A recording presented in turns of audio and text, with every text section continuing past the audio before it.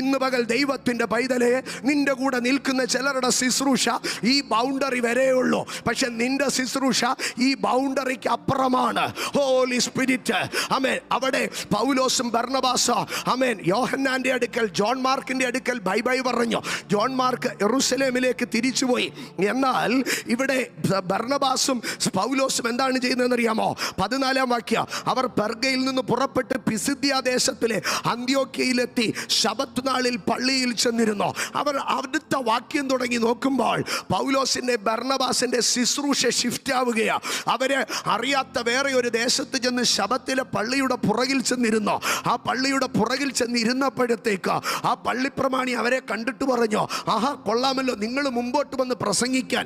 അവർ പ്രസംഗിക്കാൻ ഒരു ഇടം തേടുകയല്ല, അവസരങ്ങൾ അവരെ തേടി വരികയാണ്. ഇന്ന് പകൽ ദൈവത്തിൻ്റെ പൈതലെ, ചില ഹെൽപ്പിംഗ് ഹാൻഡുകൾ നിനക്ക് മുമ്പിൽ മുറിഞ്ഞാൽ അവസരം നിന്നെ തേടി വരും. നീ ചിലടത്ത് ഇങ്ങനെ വലിഞ്ഞു തൂങ്ങി കിടന്നാൽ നിന്റെ ഉള്ള അവസരം കിടപ്പോകുക.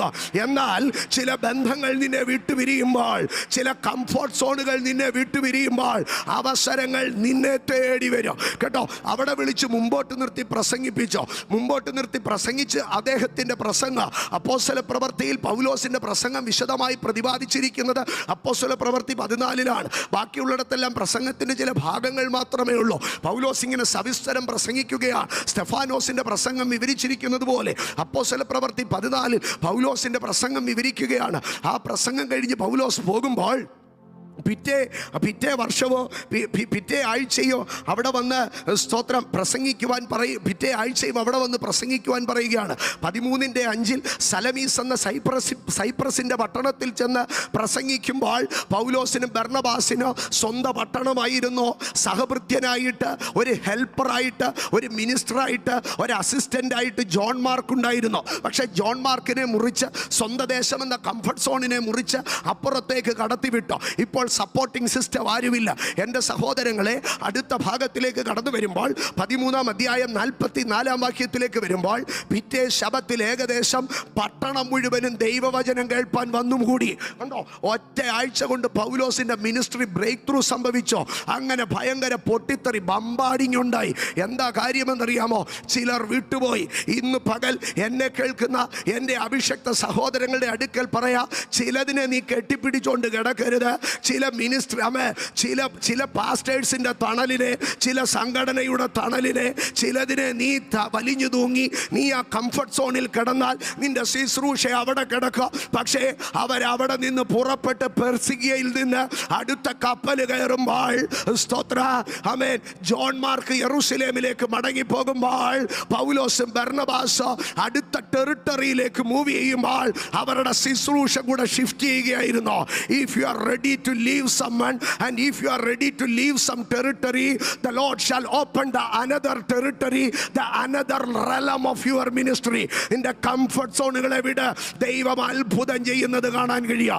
എൻ്റെ സഹോദരങ്ങളെ, ആമേൻ, അതുവരെ അവർ പള്ളിക്കകത്ത് പ്രസംഗിച്ചാൽ പള്ളിക്കാർക്ക് എന്തെങ്കിലും തോന്നും, പേഴ്സണൽ ഇവാഞ്ചലിസം ആയിരുന്നു. പക്ഷേ അടുത്ത തലത്തിൽ പൗലോസ് പ്രസംഗിക്കുമ്പോൾ ദ ഹോൾ സിറ്റി, പട്ടണം മുഴുവനും പള്ളിയിൽ വരികയാണ്. പള്ളിക്കകത്ത് ഇരിക്കാൻ ഇടമില്ല. പള്ളി അങ്കണത്തിൽ മുഴുവൻ ആൾക്കാർ നിൽക്കുകയാണ്. അവിടുത്തെ റോഡുകൾ മുഴുവൻ ബ്ലോക്കായി. എന്താണ് കാരണമെന്നറിയാമോ? പൗലോസ് ചിലരുമായുള്ള ബന്ധം കട്ട് ചെയ്തു. ഇന്ന് പകൽ ധൈര്യത്തോടെ ചില റിലേഷനുകൾ ദൈവം മുറിച്ചു കളയുമ്പോൾ അഭിഷേകത്തിന്റെ അധികാരത്തിൽ ബൈ ബൈ പറഞ്ഞാട്ട് ദൈവം നിന്റെ മിനിസ്ട്രിയെ അൺലോക്ക് ചെയ്യട്ടെ. ദൈവം നിന്റെ ശുശ്രൂഷയെ ഷിഫ്റ്റ് ചെയ്യട്ടെ. അടുത്ത അധ്യായം 14-ാം അധ്യായത്തിലേക്ക് വരുമ്പോൾ പൗലോസിൻ്റെ ബർന്നബാസിൻ്റെ ലെവല് മാറി, അവരുടെ റേഞ്ച് മാറി. ഇപ്പോൾ ക്ഷേത്രത്തിൽ ഇരിക്കുന്ന സകല സാധനം എടുത്തുകൊണ്ട് കൊണ്ടുവന്ന് പൗലോസിൻ്റെ ബർന്നബാസിൻ്റെ മുമ്പിൽ വെച്ചിട്ട് പറയുകയാണ്, ഇവർ മനുഷ്യരല്ല, ഇവർ സ്വർഗത്തിൽ നിന്ന് ഇറങ്ങി വന്ന ഇന്ദ്രനും ബുധനുമാണെന്ന്. ഇന്ന് പകൽ ദൈവത്തിൻ്റെ പൈതലെ, ചില മാനുഷിക ക്ലച്ചസിനകത്തു നിന്ന് നീ പുറത്തു വന്ന് ശുശ്രൂഷിക്കാൻ തുടങ്ങിയാൽ, ചില റിലേഷനുകളെ കട്ട് ചെയ്ത് നീ ശുശ്രൂഷിക്കാൻ തുടങ്ങിയാൽ, നിന്റെ മാനുഷിക ഭാവം ഭാവം മാറി. നീ ദേവന്മാരെ പോലെ ജാതികൾക്ക് തോന്നത്തക്കവണ്ണ അസാധാരണ തലത്തിൽ ദൈവം നിന്നെ ഉപയോഗിക്കുക. അങ്ങനെയെങ്കിൽ ഇന്ന് പകൽ ഞാൻ പറയുകയാണ്, നിന്റെ ചില ബന്ധങ്ങൾ നഷ്ടപ്പെട്ടത്, നിന്റെ ചില റിലേഷനുകൾ നഷ്ടപ്പെട്ടത്, അത് വെറും തേപ്പാണെന്ന് നീ പറയരുത്. അതിനകത്ത് ദൈവത്തിനൊരു പദ്ധതിയുണ്ട്. നിന്റെ ശുശ്രൂഷയ്ക്കകത്ത് ഒരു ബമ്പാടിങ് നടക്കുവാൻ. സ്തോത്രം. എൻ്റെ സഹോദരങ്ങളെ, യേശു കർത്താവ് നിയോഗത്തിലേക്ക് കയറുകയാണ്. മർക്കോസിന്റെ സുവിശേഷം 14-ാം അധ്യായം അതിൻ്റെ 50-ാം വാക്യം ഇങ്ങനെയാണ് എഴുതിയിരിക്കുന്നത്: ശിഷ്യന്മാർ എല്ലാവരും അവനെ വിട്ടുപോയി. അതിൻ്റെ അടുത്ത വാക്യത്തിൽ ജോൺ മാർക്കിനെ കുറിച്ചാണ് പറയുന്നത്. ഒരു ബാല്യക്കാരൻ വെറും ശരീരത്തിന്മേൽ പുതപ്പ് പുതച്ചുകൊണ്ട് അവനെ അനുഗമിച്ചു. അവർ അവനെ പിടിച്ചു. അവനോ പുതപ്പ് വിട്ട് നഗ്നനായി ഓടിപ്പോയി.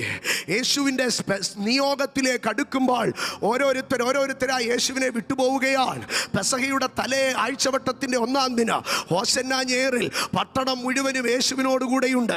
ജനം മുഴുവൻ യേശുവിനോടുകൂടെയുണ്ട്. ശിഷ്യന്മാർ മുഴുവനും യേശുവിനോടുകൂടെയുണ്ട്. എന്നാൽ പെസഹാ ദിനത്തിൽ പെസഹ ആചരിച്ചു കൊണ്ടിരിക്കുന്നതിൻ്റെ ഇടയിൽ യേശുവിൻ്റെ അടുക്കൽ നിന്ന് യൂദ എന്ന സ്നേഹിതൻ വിട്ടുപോകുവാൻ തുടങ്ങി. അടുത്ത ഭാഗത്ത് യേശുവിൻ്റെ ശിഷ്യന്മാരെല്ലാവരും ഓടിപ്പോകുവാൻ തുടങ്ങി. അടുത്ത ഭാഗത്ത് യേശുവിൻ്റെ ഉറ്റ ശിഷ്യൻ പത്രോസ് യേശുവിനെ തള്ളിപ്പറയുവാൻ തുടങ്ങി. എല്ലാവരും ഓടിപ്പോയി. പക്ഷേ അന്ന് രാത്രി സംഭവിച്ച ഒരു കാര്യം നിങ്ങൾ അറിയണം. ശിഷ്യന്മാർ എല്ലാവരും യേശുവിനെ വിട്ട് ഓടിപ്പോകുന്ന ആ രാത്രിയിൽ യേശു പ്രാർത്ഥിച്ചു കൊണ്ടിരിക്കുകയായിരുന്നു. അന്ന് രാത്രി തൻ്റെ പ്രാർത്ഥനാ സമയത്ത് ശിഷ്യന്മാർ കല്ലേറു ദൂരം അപ്പുറത്ത് നിദ്രയുടെ ആലസ്യത്തിലേക്ക് തള്ളിപ്പോകുമ്പോൾ, യേശു ഒറ്റപ്പെടുമ്പോൾ സ്വർഗത്തിൽ നിന്നൊരു ദൂതൻ യേശുവിൻ്റെ അടുക്കലേക്ക് ഇറങ്ങി വന്നു. ഇന്ന് പകൽ ഞാൻ പറയട്ടെ, ചില മാനുഷിക ബന്ധങ്ങൾ തകരുന്നത് നിന്റെ മുമ്പിൽ ഏഞ്ചലിക് റലം ഓപ്പൺ ആകുന്നതിൻ്റെ, നിന്റെ മുമ്പിൽ ദൂതന്മാരുടെ കണക്ഷൻ ഓപ്പൺ ആകുന്നതിൻ്റെ, നിന്റെ മുമ്പിൽ പരിശുദ്ധാത്മാവ് വിവശതകളുടെ തലം ഓപ്പൺ ആക്കുന്നതിൻ്റെ അടയാളമാണ്. ഇന്ന് രാത്രി എവിടെയൊക്കെയോ നിന്നെ വിട്ട് ഓടിപ്പോയവരുടെ നടുവിൽ ഒറ്റപ്പെട്ട് നിൽക്കുന്നുവെങ്കിൽ നീ ഒരു ഏഞ്ചലിക് റലവുമായി കണക്ട് ആവുകയാണ്. ഈ ഉപവാസ പ്രാർത്ഥനയുടെ നടുവിൽ പരിശുദ്ധാത്മാവ് ചിലരെ ആത്മമണ്ഡലം തുറന്ന് അതിനകത്ത് മീഖായേലിന്റെ ഗബ്രിയേലിന്റെ ദൂതമണ്ഡലങ്ങൾക്കകത്തേക്ക് കണക്ട് ചെയ്തുകൊണ്ട് പോകുന്നത് ഇന്ന് പകൽ ഇതിനകത്ത് സ്പഷ്ടമാകാം. ഈ ഫ്ലോറിനകത്ത് അറ്റ്മോസ്ഫിയർ ചേഞ്ച് ആവുകയാണ്. ഈ ഫ്ലോറിനകത്ത് സ്പിരിറ്റ് ഓപ്പൺ ആവുകയാണ്. ആത്മമണ്ഡലം ഇതിനകത്ത് ചലിച്ചു തുടങ്ങുകയാണ്. നിന്റെ ബന്ധങ്ങൾ മുറിഞ്ഞ ഇടത്ത്, നീ ഒറ്റപ്പെട്ട ഇടത്ത്, നിന്നെ വിട്ട് മനുഷ്യൻ ഓടിപ്പോയിടത്ത് നീ നിയോഗത്തിലേക്ക് കയറാൻ പോവുകയാണ്. ദൂതൻ നിന്റെ അടുക്കലേ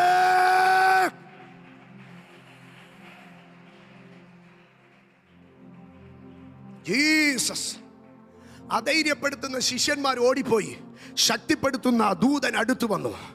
ലെറ്റ് മീ റിപ്പീറ്റ്. അധൈര്യപ്പെടുത്തുന്ന ശിഷ്യന്മാർ ഓടിപ്പോയി. ശക്തിപ്പെടുത്തുന്ന ദൂതൻ അടുത്തു വന്നു.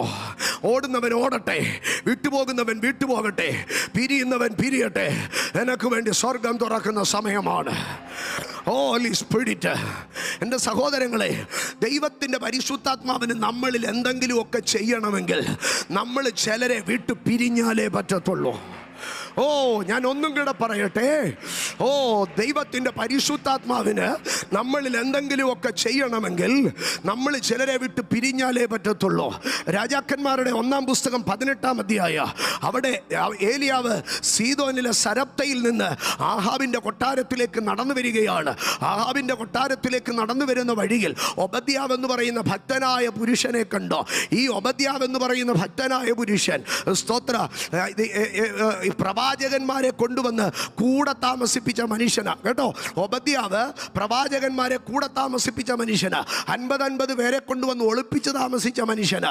പക്ഷേ ഏലിയാവിനെ കണ്ടപ്പോഴത്തേക്ക് ഒബദ്യാവിന് കണക്റ്റ് ആകാൻ പറ്റുന്നില്ല. ഇന്ന് പകൽ ഞാൻ പറയട്ടെ, ഒത്തിരി പാസ്റ്റർമാരെ സപ്പോർട്ട് ചെയ്തവർ നീയുമായി കണക്റ്റ് ആകത്തില്ല. യൂഷ്വൽ കോമൺ പാസ്റ്റർ സപ്പോർട്ടായിരിക്കത്തില്ല നിനക്ക് കിട്ടുന്നത്. കോമൺ മിനിസ്ട്രി സപ്പോർട്ടായിരിക്കത്തില്ല നിനക്ക് കിട്ടുന്നത്. കാരണം നീ ഒരു അൺകോമൺ പ്രോഫറ്റ് ആണ്. നീ ഒരു അൺയൂഷ്വൽ മിനിസ്റ്റർ ഓഫ് ഗോഡ് ആണ്. നീ പിന്നെന്തിനാ കോമൺ റൂട്ട് അന്വേഷിക്കുന്നത്? നിന്റെ അഭിഷേകം അൺകോമൺ ആണെങ്കിൽ നിന്റെ സപ്പോർട്ടുകളും അൺകോമൺ ആയിരിക്കും. നിന്റെ അഭിഷേകം അൺയൂഷ്വൽ ആണെങ്കിൽ നിന്റെ റിസോഴ്സസും അൺയൂഷ്വൽ ആയിരിക്കും. Holy spirit.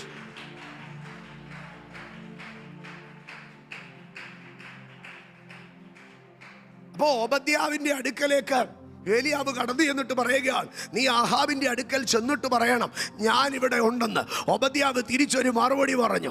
എന്താണെന്നറിയാമോ?